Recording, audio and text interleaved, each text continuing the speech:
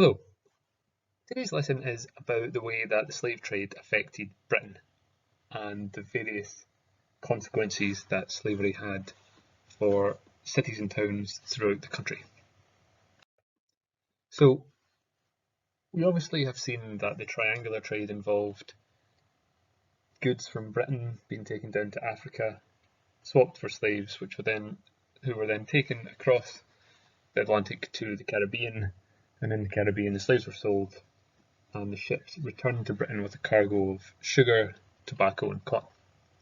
Now, when we're thinking about the different aspects of the triangular trade, it is relatively easy to remember the effects that each point of the triangle had by thinking in terms of whether the slave trade overall had a positive or negative effect on each place. And for Britain, who was the country that basically started off and dominated the slave trade in terms of taking slaves from Africa to the Caribbean, almost every effect of the slave trade was positive. It was of great benefit to Britain from an economic, that is, from a standpoint of thinking about money, that Britain was able to benefit significantly. So today we're going to have a look at the cities in Britain that prospered, that is, that were able to grow and become more powerful due to slavery. We're going to look at the various industries that became successful due to slavery, and we're going to think about the ways that the money made from slavery was used to benefit various different things in Britain, and how this effect is still quite strongly felt today. So, the period that we look at in the Atlantic slave trade is, the course technically runs from 1770 to 1807, so it's just a kind of short period. Obviously the slave trade had been going on for a lot longer than that, but by the late 1700s there are basically three main slave imports in the UK, and this table kind of gives us an idea of the different numbers of slaves that were carried by ships leaving from these different three cities at the start of the kind of period that we look at. So the main slave port is Liverpool. Liverpool is where most ships that travel around the triangular trade depart from, and you can see that in 1771, 107 ships carrying around 30,000 slaves leave from Liverpool. And then we have 58 ships from London and 23 from Bristol. And you can see that the ships from Bristol are obviously much larger because they carry around about the same number of slaves as the ships from London, even though there are less than half as many ships travelling from Bristol. So you can see these are the three main ports. These are the three main places that ships sailing the triangular trade began. And so London, Liverpool and Bristol account for 90% of the slave journeys. Now, Glasgow was massively involved in the slave trade as well, but Glasgow was more involved in the buying of tobacco and the transportation of tobacco rather than the transportation of slaves themselves. So Glasgow involved itself in buying goods produced by slaves rather than slaves themselves. So the actual slave trading was done by these three cities, but lots of other cities did have a hand in the benefits and the positives that came from that. So we can see that these are the main slave ports in the 18th century. And when we're talking about the 18th century, we're actually talking about the years 1700 to 1799. So we're talking about the 18th century, it's kind of years beginning one less. So we are obviously currently in the 21st century, 2020. So the way that you work out centuries is just 1 year before. So these are the four main ports that we can see slave ships travelled from, and you'll notice that the majority of these are on the west coast. When you're thinking about the kind of reasons for that, I want you to have a little kind of thought about why it is in particular the west coast is where most of the slave ships left from, and see if you can do some problem solving and think of that one for yourself. Okay, so start off thinking about how Britain benefited from slavery. So the main way is obviously money. So in the period that we're looking at, 1778 to 1808, 1807, the British took 1.5 million slaves from Africa to the Americas and made around £60 million in profit, which, if you kind of work it out to today's money, is around about £8 billion. So a huge amount of money is made through the trading of slaves.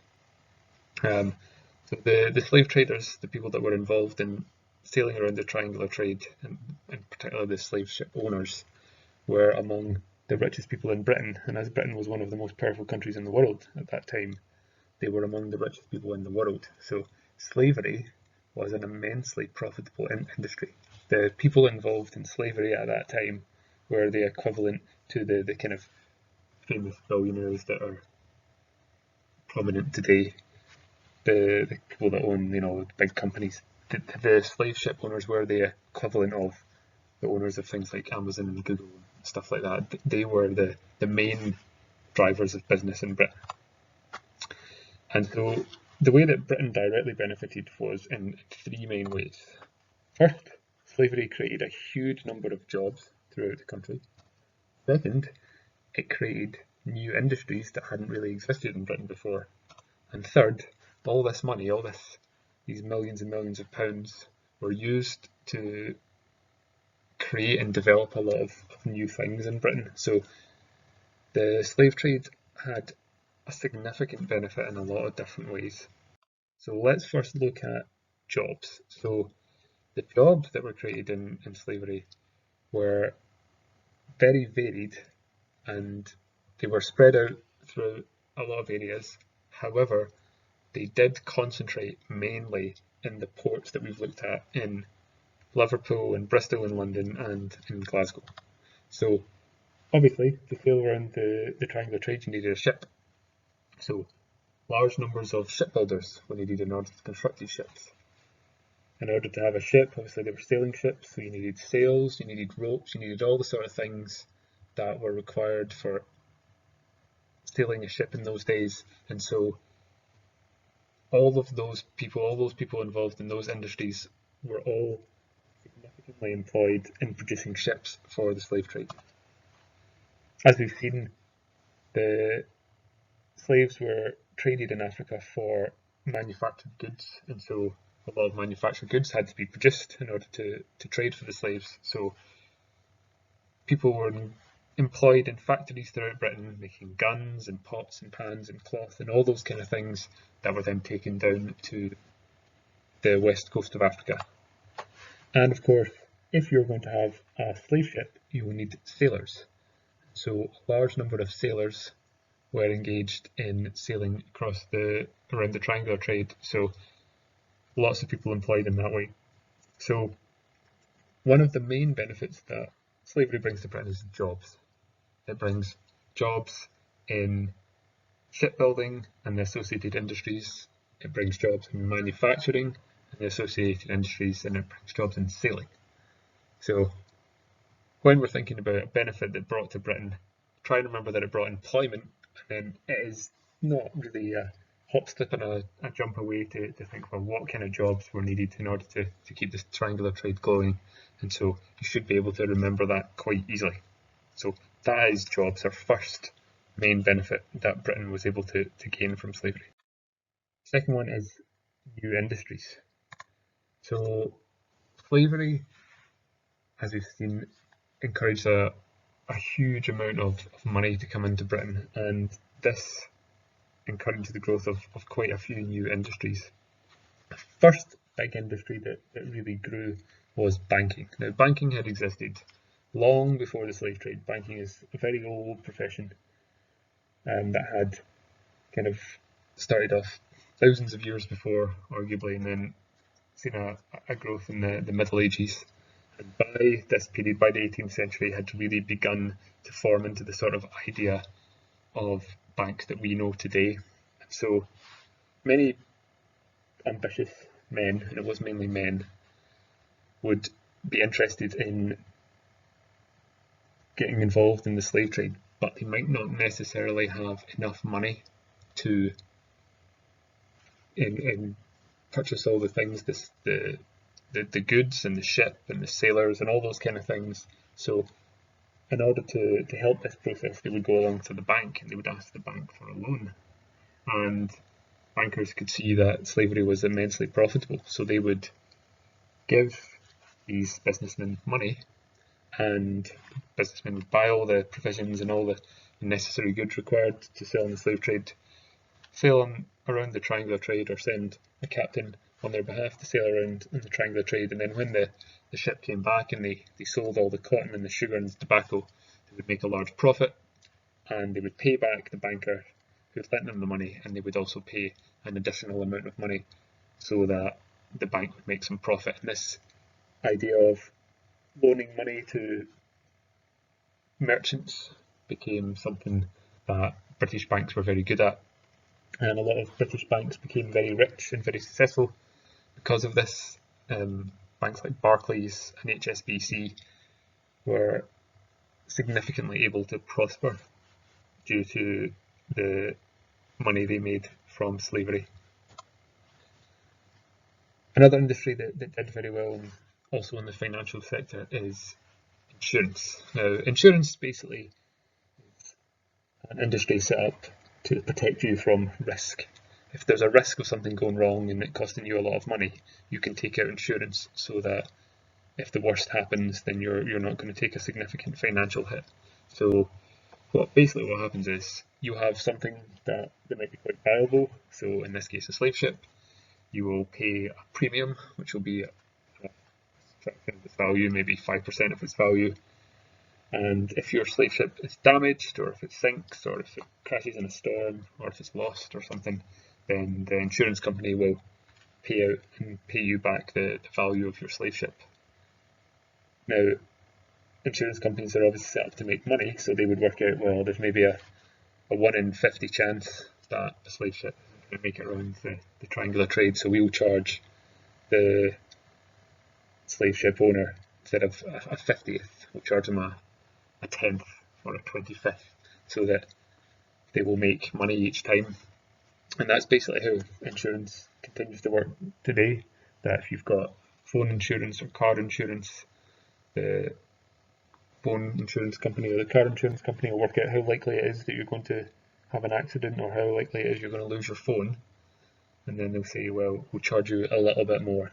And then you'll have the security of knowing that if you lose your phone or if your car crashes, you'll be able to afford to buy a new one or afford to repair it. And the insurance company will have the reassurance that they will know that they're making a little bit of profit because they've taken insurance from thousands and thousands and thousands of people. So if it averages out, they will make money. There have been a lot of British companies that did well out of that time, but one of the most famous is Lloyd's of London, which continues to make a huge amount of money, mainly in shipping today. Now, Lloyd's of London isn't technically an insurance company. They just allow they're like almost like a marketplace, kind of like eBay, where eBay doesn't actually sell you this stuff. There's sellers and there's buyers, and they kind of come together on a platform. Lloyd's of London is similar to that. It's actually the platform where the buying and selling happens. But they are a company that did experience a significant amount of their early benefits due to slavery. So, second area that we've looked at is industries. So, banking and insurance are two important financial industries that Britain continues to be famous for, that really got a good kickstart due to slavery, due to the huge amount of money that was involved in slavery. They did very well out of that. And finally, profits. So as we've said, millions and millions and millions of pounds come into Britain due to slavery. And we've already talked a little bit about the Gallery of Modern Art. And the Gallery of Modern Art, although a very fancy building in the middle of Royal Exchange Square, was originally a house, and it was a house owned by a slave trader. So the money that came in from slavery was used and spent in Britain, and it benefited a lot of people. So merchants and ship owners and all the various people at the top of the slave trade were making huge profits, and they needed something to spend their money on. So the various towns and cities of Britain that were directly linked to slavery were able to grow because the merchants that had profited were likely to spend the money that they'd made in the town that they lived. And so places like Glasgow and Liverpool were able to grow significantly due to slavery. One of the main ways that they spent this money was on new buildings. And if you walk around places like Glasgow or Liverpool or London, you can still see a significant number of buildings that were built using money from slavery. As I said, the Gallery of Modern Art is one, but there's a huge number of buildings down in London's Docklands and in Liverpool docks as well, where the money that came in from slavery was used to build these massive, ostentatious, very fancy buildings so that merchants could show off their wealth and show off their success. Obviously something that continues to be done today. And as I said, Gallery of Modern Art is a good example of this. That was built for a guy called William Cunningham, who was a very, very successful tobacco lord.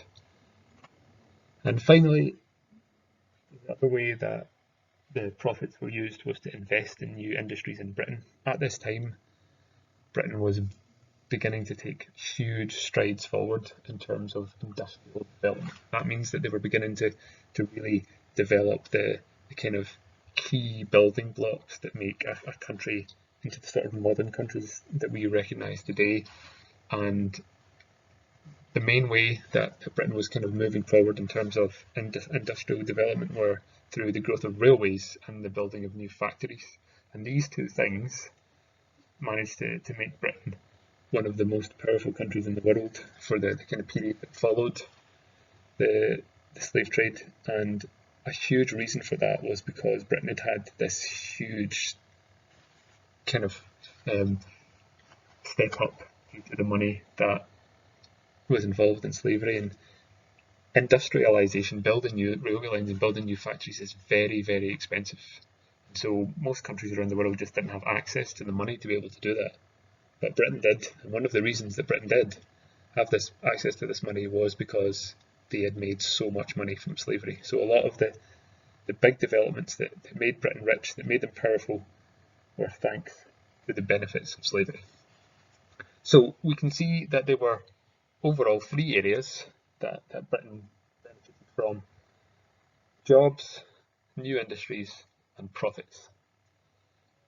But it is unbelievably important that when we're thinking about this, to remember that all three of these areas of benefit were all built on the back of suffering.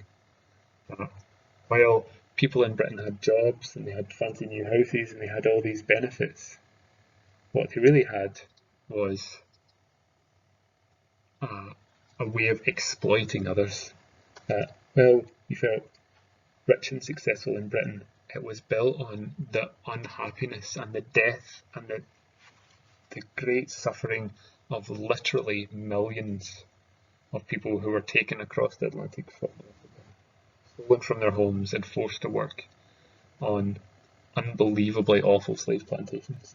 So while Britain got to see the benefits of slavery, these benefits were built on great unpleasantness. And so jobs, banking, new buildings are all something that we should continue to reflect on and think on, and that's obviously something that continues to be an issue today with the problems that continue with race relations and racism, and it's something that we have to kind of reflect on, that a lot of the prosperity, a lot of the wealth that exists in countries in the West were built on the suffering of people of African origin.